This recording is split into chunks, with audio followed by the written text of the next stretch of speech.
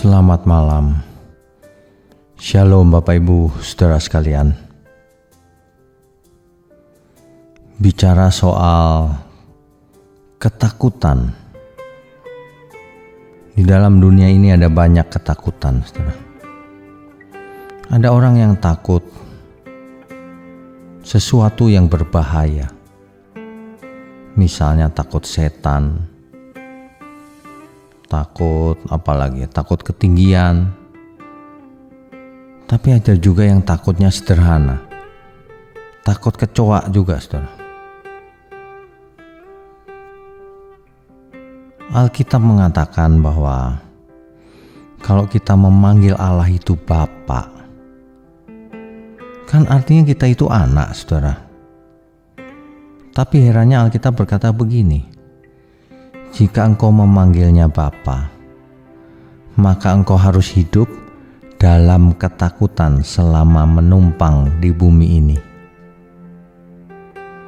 Rupanya di bumi ini kita cuma menumpang, sementara artinya. Nah, pertanyaannya adalah kita harus hidup dalam ketakutan. Ini berlawanan dengan kehendak atau pengertian pada umumnya. Kita nggak boleh takut apapun. Lah kok ini firman Tuhan malah berkata kita harus hidup dalam ketakutan selama menumpang di bumi ini jika kita memanggil Allah itu Bapa. Di dalam ayat lain dikatakan begini, jangan kau takut dengan apa yang bisa membunuh tubuh, tetapi kamu harus takut terhadap sesuatu yang bisa membunuh tubuh dan jiwa. Kalau kita lihat konteksnya, maka yang dimaksud Alkitab dengan kita harus hidup dalam ketakutan, artinya kita harus takut jika hidup kita ini tidak berkenan.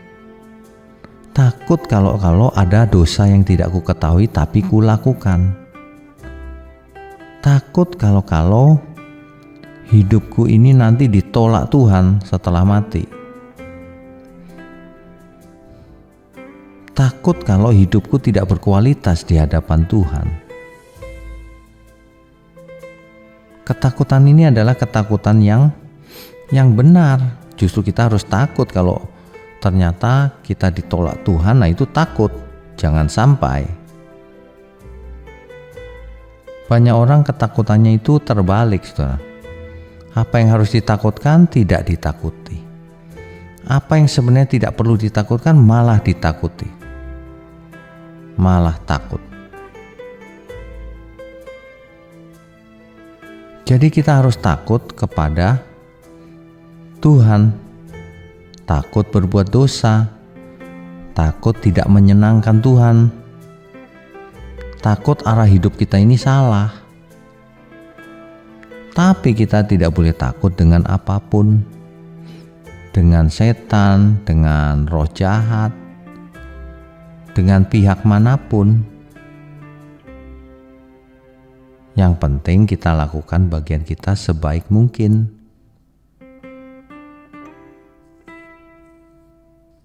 Demikian renungan kita malam ini. Selamat malam, Saudara. Selamat beristirahat. Tuhan Yesus memberkati kita semua. Amin.